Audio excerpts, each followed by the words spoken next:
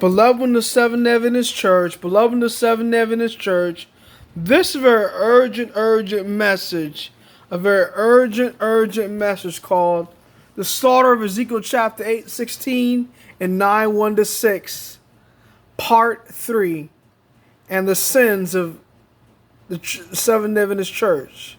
Now, beloved, as we see in Ezekiel chapter 8:16, Ezekiel chapter 8 and 16, it talks about the sins of Jazaniah.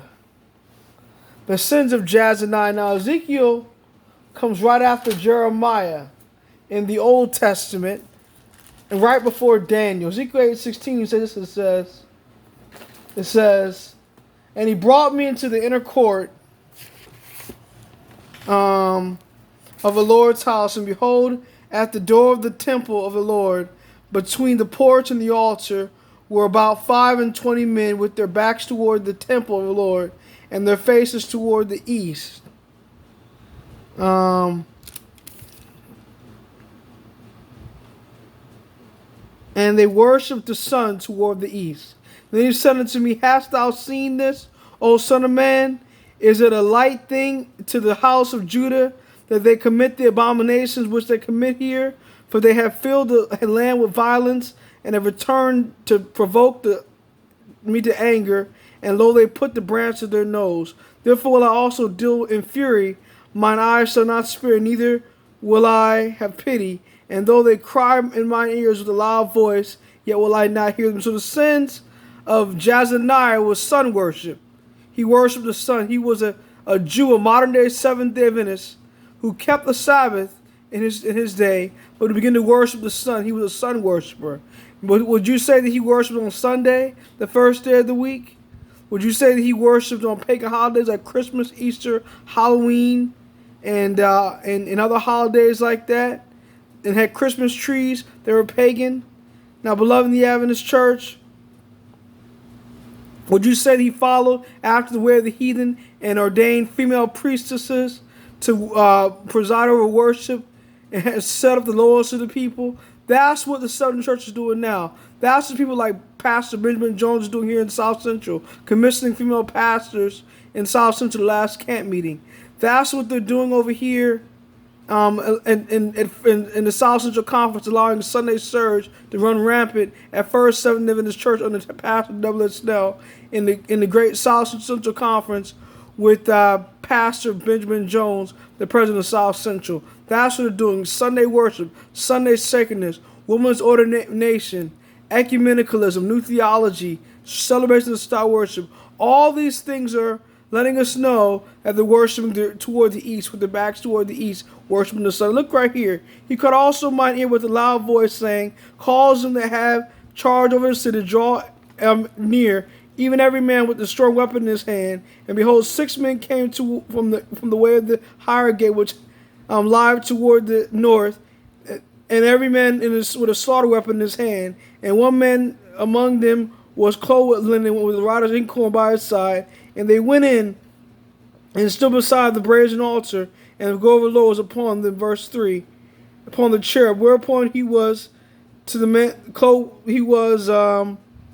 to the threshold over the house, and he called to the threshold of the house, and he called to the man clothed with linen, which had writer's inkhorn by his side. And the Lord said unto him, go through the midst of the city, to the midst of Jerusalem, and set a mark upon the foreheads of the men that sign that cry for all the abominations that be done in the midst thereof.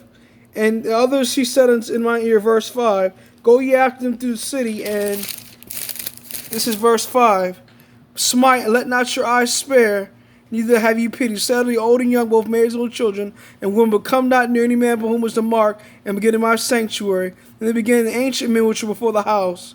And he said unto me, go to follow the house, and for the courts of the slain. Go ye forth, and they went forth and slew in the city. Now, could it be that all these pastors that are dying of cancer in the Seventh Adventist Church today, beloved, these new theologians that are theologians in our Seventh Adventist schools of religion that are ordained, they're teaching things like sinless theology, we can't overcome our sins, no sanctuary up in heaven, Jesus Christ is out there blotting out sin, investigating us by his character, preaching things like homosexuality is okay, look the other way at homosexuality and the LGBTQ community agenda in the Adventist church, that women's ordination is okay? Could it be that these ministers that are dying now recently because of that? Could it be that they're dying because of the slaughter of Ezekiel chapter 8:16 and 9:1-6? Could it be that Pastor David House is right, that the angel has got to their name and is dropping them dead and they're going to wake up in the second resurrection? I think so. Do you think so? And look right here at second spiritual gifts, page 283. Sins is in the church that God hates, but they are scarcely touched for fear of making enemies. Opposition has risen in the church to the plain testimony. Some will not bear it. They will smooth things spoken unto them, and if the wrongs of individuals are touched, they complain of severity and sympathize with those in the wrong. As Ahab inquired of Elijah, art thou he that troubled Israel? They're ready to look with suspicion and doubt upon those who bear the plain testimony, and like Ahab overlooked the wrong which made it necessary for reproof and rebuke. When the church depart from God, they despise the plain testimony and complain of severity and harshness. It is sad evidence of the lukewarm state of the church. They'll come to you and say, Lucius, you have a degree from Oakwood now, church leadership. I want you to become a pastor in the church. And so don't touch the sins of the woman's ordination, the LGBT community, so you can get picked up as a pastor, they say. That's what they say. No, I'd much rather give a straight testimony and speak out against woman's ordination and the LGBT community sin so I can be right with God.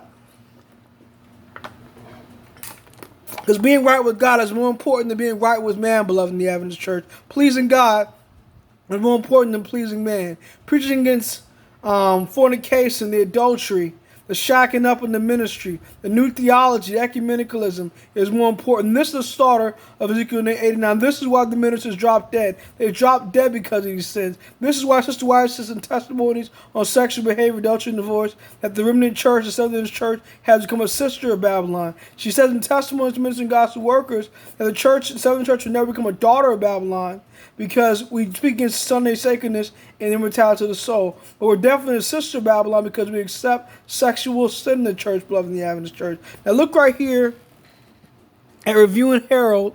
This is taken from Review and Herald.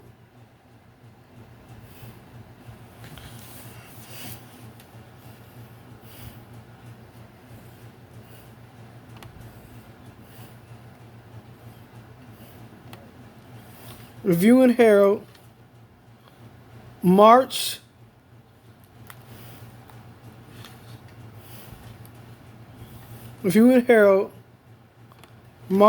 9th, 1895.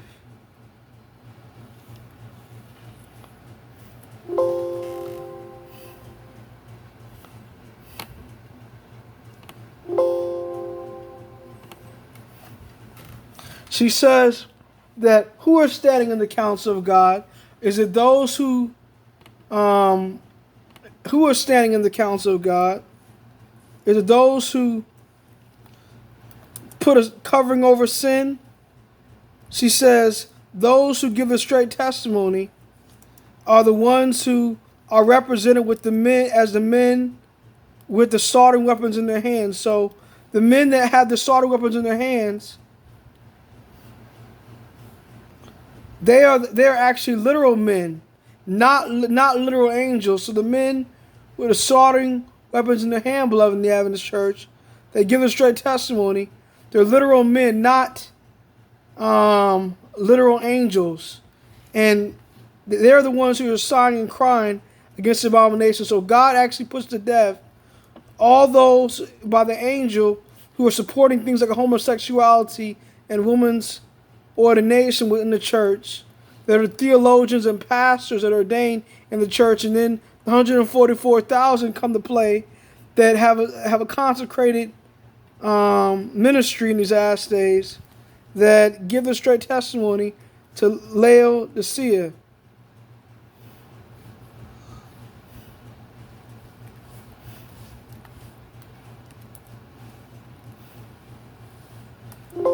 So that's Review and Herald March 9th. Review and Herald March 9th, 1905 or 1895. Either one of those. I couldn't find the actual quote. Review and Herald March 9th. I'm trying to find the quote here, beloved. Give me 1 second, please. Review and Herald, March 9th.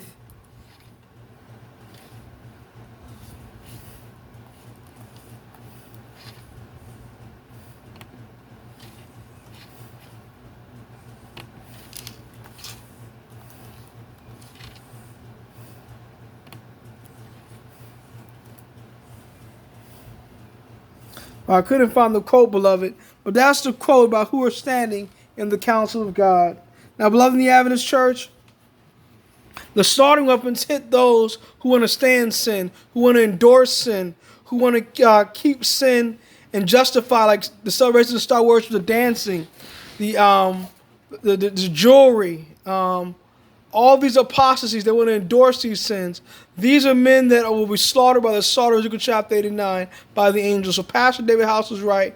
Give the straight testimony, sigh and cry, follow the health reform, give up fornication and adultery, give up worldly music, give up worldly entertainment, give up new theology, beloved in the Adventist Church, so you can be sealed for the latter rain, beloved in the Adventist Church. That's the counsel of God.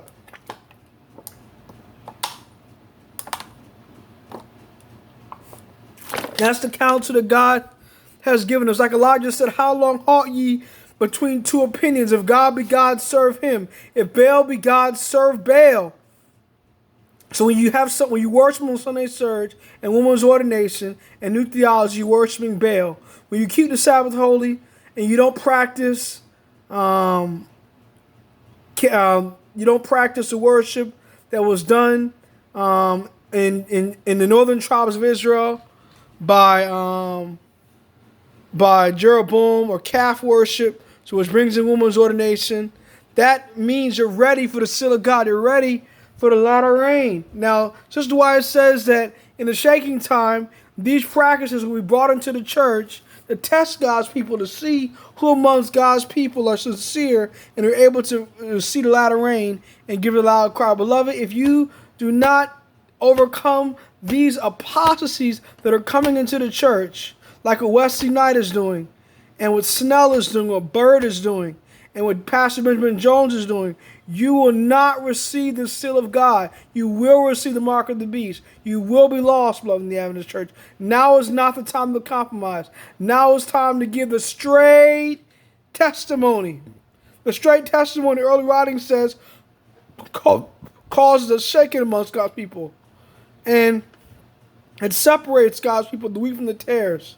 And beloved in the Adventist Church, once it separates God's people, the majority forsake the truth, and tribe after tribe leave the fold, while multitudes come in. Why do they leave? They leave because of the message given to Laodicea, to not be lukewarm, to not be lackadaisical, to overcome all sin, pride, and selfishness, and to pray that you're overcoming each sin in your life, every besetment in your life. That's the straight testimony, beloved. And that's the message that's going to give us strength to go through the time of Jacob's trouble and give a loud cry. Maranatha, God bless you. Most congregating Father, thank you for this day. Thank you for all wonderful mercy and blessings. Please save your people in your kingdom. Please let them see that Jesus Christ is coming soon. Please let them read the Bible, Sister Wyatt's writings. Please let them put sin out of their life and not be given to all the apostasy coming into the church. Please let them not give in the homosexual agenda, the LGBTQ community agenda, the women's donation agenda, the immodest dress agenda, the ecumenical agenda, the celebration of star worship agenda, and the contemplated prayer agenda and the linguistic program agenda that are coming into the church. Please let them be fitted for the latter rain. In Jesus Christ's name I pray, amen. Maranatha, beloved. God bless. Good evening.